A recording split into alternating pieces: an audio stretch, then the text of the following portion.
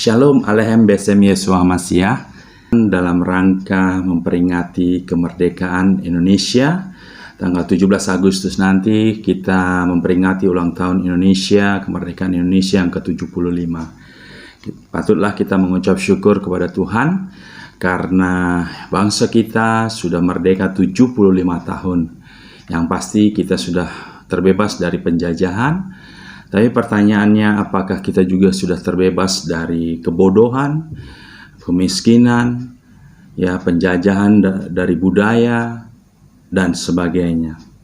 Terlebih lagi, tentu pertanyaannya, apakah kita sudah terbebas secara rohani atau merdeka secara rohani? Kita sadar bahwa kita adalah makhluk jasmani. Ya, secara jasmani kita sudah merdeka dari penjajah. Tapi pertanyaannya, kita di bumi ini hanya sementara. Kita lebih lama atau bahkan selamanya hidup setelah kematian ini. Ada kehidupan kekal yang akan kita tuju, atau kematian kekal yang akan kita tuju. Jadi hidup di bumi hanya sementara.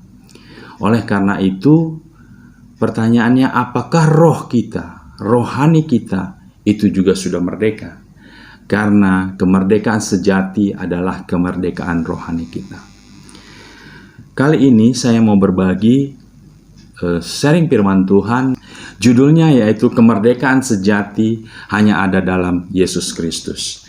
Kita belajar dari Galatia 5 ayat yang pertama sampai yang ke-26. Pertanyaannya, apakah di luar Kristus tidak ada kemerdekaan rohani? Jawaban pastinya tidak ada. Hanya di dalam Kristus kemerdekaan rohani itu ada. Oleh karenanya, pastikan Anda selain merdeka secara jasmani, juga rohani Anda sudah merdeka.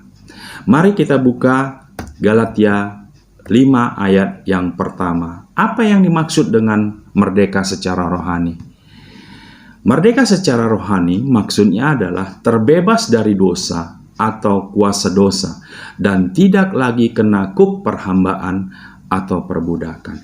Jadi, merdeka secara rohani artinya kita tidak lagi di bawah kuk perhambaan atau perbudakan, atau tidak lagi di bawah kuasa dosa, tidak lagi menjadi hamba dosa.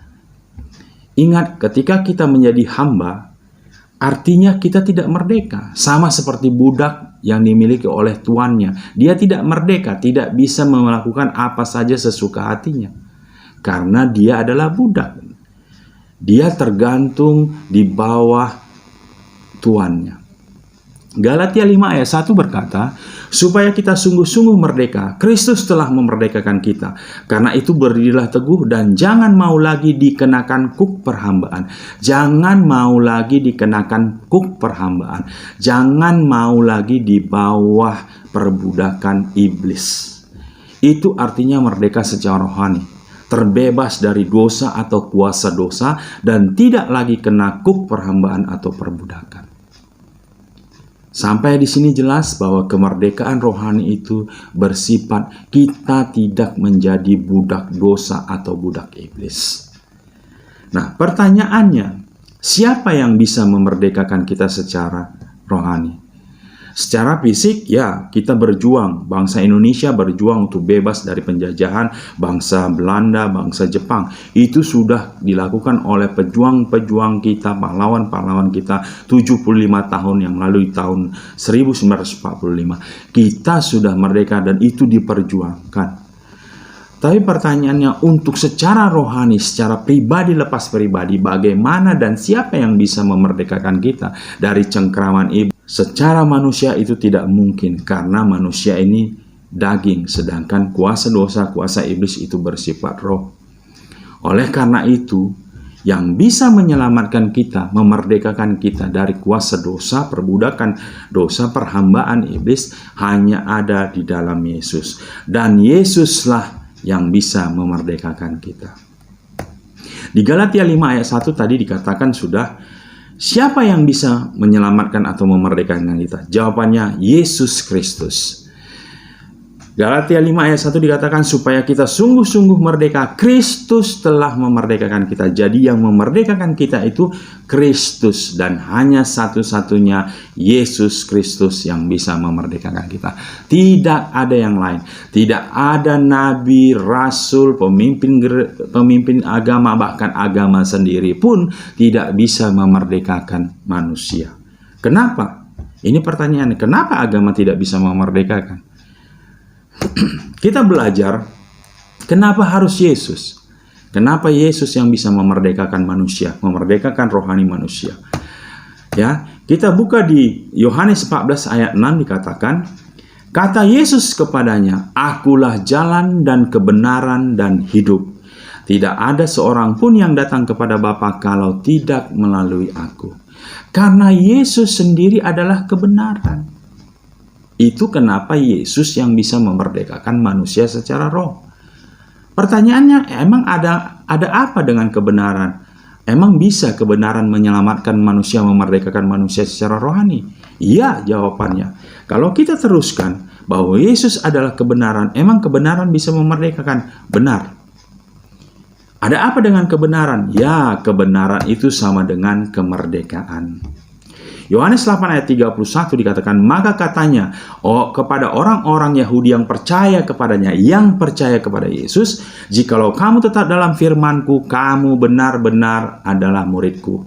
Dan ayat 32 dikatakan, dan kamu akan mengetahui kebenaran, dan kebenaran itu akan memerdekakan kamu. Jadi kebenaran itu yang bisa memerdekakan orang secara rohani. Dan siapa kebenaran itu? Kebenaran itu adalah Yesus sendiri. Kenapa Yesus itu kebenaran? Dan bagaimana dengan orang yang tidak percaya dengan Yesus? Orang yang tidak percaya dengan Yesus itu sama dengan orang atau hamba dosa atau budak dosa. Hamba atau budak tentu bukanlah orang yang merdeka. Bagaimana dengan hamba dosa atau budak dosa? Yohanes 8 ayat 34 berkata, kata Yesus kepada mereka, aku berkata kepadamu, sesungguhnya setiap orang yang berbuat dosa adalah hamba dosa. Jadi orang yang berbuat dosa adalah hamba dosa. Ayat 35, dan hamba tidak tetap tinggal dalam rumah, tetapi anak tetap tinggal dalam rumah. Pada video-video saya sebelumnya sudah saya katakan bagaimana orang yang belum percaya kepada Tuhan. Dia ada di bawah kuasa dosa. Dia di bawah perhambaan dosa. Anda bisa dilihat di video saya sebelumnya dengan judul berikut ini. Linknya nanti ada di bawah deskripsi. Saya akan letakkan. Anda tinggal klik dan akan menuju ke video yang ini. Bagaimana berbicara tentang kelahiran baru, percaya kepada Tuhan Yesus, terbebas dari kuk perhambaan. Nah, tidak percaya Yesus sama dengan hamba dosa atau budak dosa. Tetapi percaya kepada Yesus dibebaskan dari perhambaan dosa menjadi hamba kebenaran. Hamba kebenaran berarti hamba ke Yesus. Berarti kita sudah dibeli.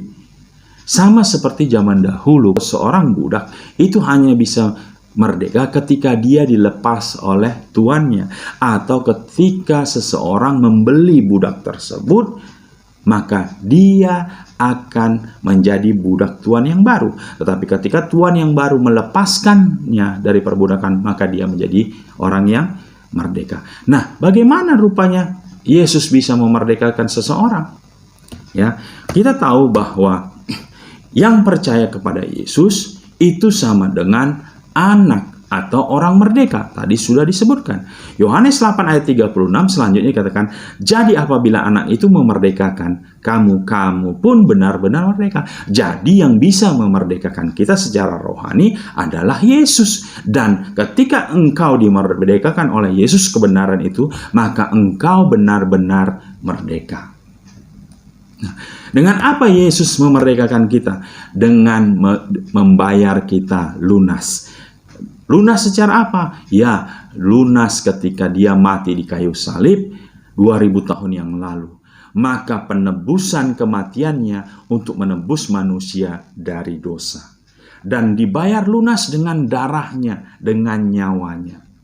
Artinya ketika itu terjadi, orang yang percaya kepada Tuhan Yesus dibeli lunas. Dia dikeluarkan dari perhambaan dosa, dari kuasa dosa, dan menjadi hamba kebenaran.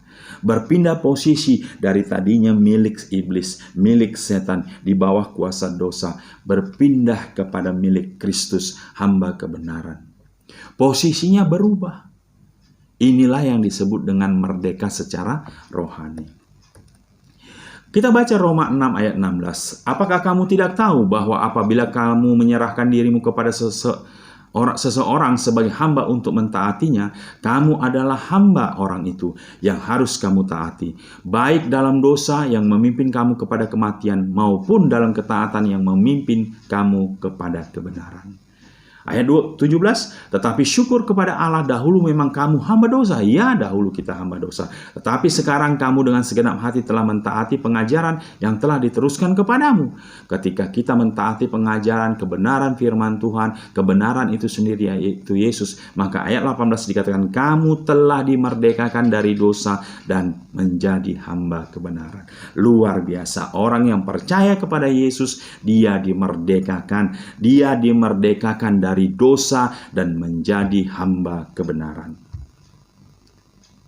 Ini luar biasa kalau kita mengerti bahwa kemerdekaan sejati, kemerdekaan rohani itu hanya bisa diraih ketika engkau datang kepada Tuhan Yesus dan menerima Dia sebagai Tuhan dan Juru Selamat dalam hidupmu. Lalu apa akibatnya? Apa akibat merdeka secara rohani? Tentu ada akibatnya. Ketika seseorang merdeka secara rohani, maka Roma 6 ayat 22 dikatakan, tetapi sekarang setelah kamu dimerdekakan dari dosa dan setelah kamu menjadi hamba Allah, kamu beroleh buah yang membawa kamu kepada pengudusan, dan sebagai kesudahannya ialah hidup yang kekal. Jadi kebenaran dimerdekakan, maka engkau akan dikuduskan. Ingat, orang selagi di bumi tidak mungkin hidup kudus dalam artian tidak berdosa. Selagi manusia di bumi pasti berdosa. Nah, tapi satu sisi hidup yang kekal surga itu harus kudus. Tidak boleh sedikit pun ada dosa di surga. Jadi pertanyaannya, bagaimana kita manusia berdosa ini bisa kudus? Itu karena Tuhan yang menguduskan kita. Roh Kudus yang menguduskan kita. Bukan usaha manusia. Roh Kudus yang mampu menguduskan kita. Maka dikatakan kesudahannya ialah hidup yang kekal. Ketika engkau kudus, maka kehidupan kekal itu yang akan menjadi hakmu. Di ayat 23, Roma 6 ayat 23 dikatakan, sebab upah dosa ialah maut. Jadi sedikit saja ketika engkau masih memiliki dosa, maka upahnya adalah maut, kematian. Tetapi karunia Allah ialah hidup yang kekal dalam Kristus Yesus Tuhan kita. Jadi karunia anugerah Tuhan kepada kita adalah hidup yang kekal dalam Yesus Kristus Tuhan. Jadi kehidupan yang kekal hanya ada di dalam Yesus. Di luar Yesus sama sekali tidak ada kehidupan kekal, tidak ada kemerdekaan secara rohani.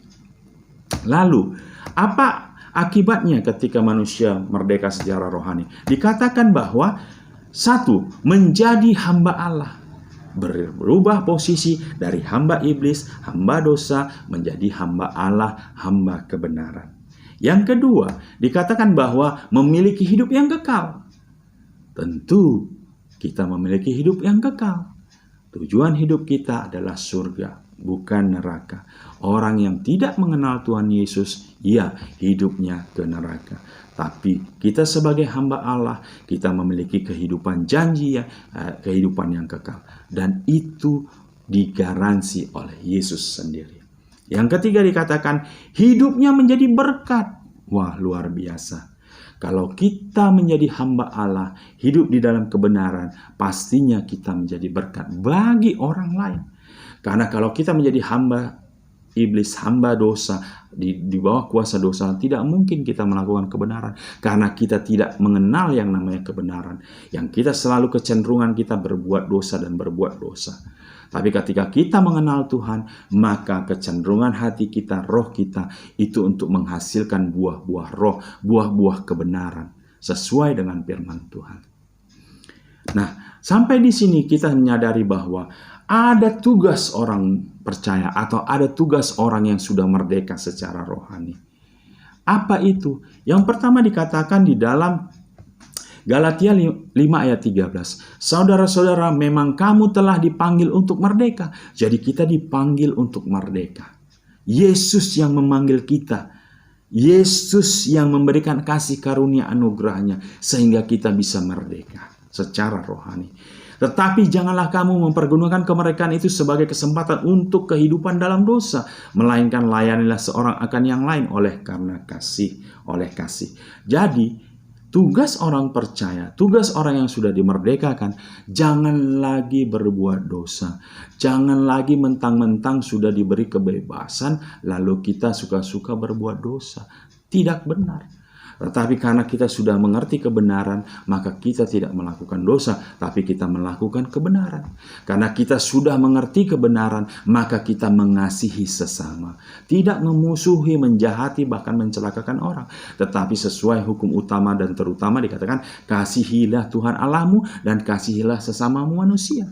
Maka di sini dikatakan orang yang merdeka secara rohani, dia akan mengasihi sesama. Dan selanjutnya apa tugas orang merdeka? Dikatakan 1 Petrus 2 ayat 16. Hiduplah sebagai orang merdeka. Jadi kita harus hidup seperti orang yang sudah merdeka. Dan bukan seperti mereka yang menyalahgunakan kemerdekaan itu untuk menyelubungi kejahatan-kejahatan mereka. Tetapi hiduplah sebagai hamba Allah. Jadi kita yang sudah dimerdekakan, manusia roh yang merdeka, ini tidak boleh menyalahgunakan kemerdekaan itu. Tapi hiduplah sebagai orang yang merdeka. Dan jangan menyalahgunakannya. Atau kita menyelubungi, menyembunyikan kejahatan-kejahatan kita. Tetapi kita harus hidup sebagai hamba Allah. Hamba kebenaran, hamba Kristus. Itulah tugas kita sebagai orang yang sudah merdeka. Jadi sampai di sini kesimpulannya kita bisa mengambil kesimpulan bahwa kemerdekaan sejati hanya ada di dalam Yesus Kristus. Tidak ada yang lain. Kemerdekaan sejati, kemerdekaan roh hanya ada di dalam Yesus. Dan ini harus dipahami oleh orang-orang Kristen, terutama yang mengenal Yesus sebagai Tuhan dan Juru Selamat dalam kehidupannya.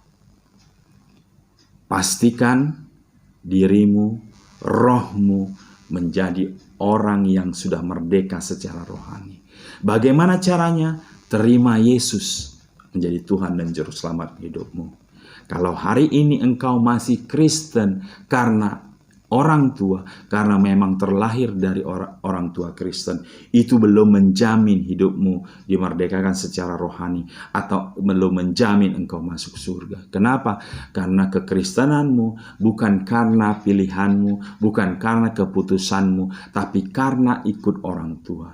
Ingat, kehidupan kekal bukan karena rame-rame, bukan karena sama-sama, bukan karena pertolongan, tapi karena keputusan pribadi kita menerima Tuhan Yesus sebagai Tuhan dan Juru Selamat dalam hidup kita. Bertobat dari perbuatan salah, minta ampun, mengundang Yesus sebagai Tuhan dan Juru Selamat, dan mengakui Dia.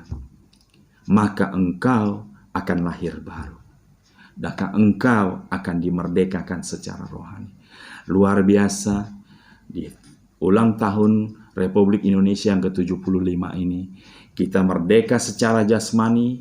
Saat ini kita mengisi pembangunan dengan belajar, dengan membangun, membantu orang-orang, dimulai dari lingkungan kita, keluarga kita, lingkungan sekitar kita, sampai luas ke bangsa kita. Kita membantu mengisi bangsa ini untuk merdeka secara ekonomi, pendidikan, terlepas dari kebodohan, ya, merdeka secara budaya, sosial, dan sebagainya. Tapi lebih lagi, kita harus merdeka secara rohani. Dan merdeka secara rohani, kemerdekaan sejati hanya ada di dalam Yesus Kristus. Pastikan Anda sudah merdeka secara rohani. Terima kasih renungan kali ini Bapak Ibu. Jangan lupa subscribe link di bawah ini, subscribe channel Juginso Broadcast untuk ikut serta memberitakan firman Tuhan. Dan share kepada orang-orang yang belum mengenal kebenaran firman Tuhan. Teman-teman, saudara, bapak, ibu yang belum mengenal firman Tuhan, bagikan video ini agar mereka juga mengenal firman Tuhan. Inilah hari-hari kita boleh menuai jiwa-jiwa. Ayo ikut ambil bagian. Apa yang bisa kita lakukan untuk kemuliaan Tuhan, lakukan sekecil apapun yang bisa engkau lakukan untuk Tuhan. Maka Tuhan pasti berperkara. Tuhan tidak pernah membiarkan apa yang kita lakukan di dalam pekerjaan untuk Tuhan. Dia pasti berperkara. Tuhan pasti memberkati. Terima kasih Bapak Ibu. Tuhan Yesus memberkati. Shalom.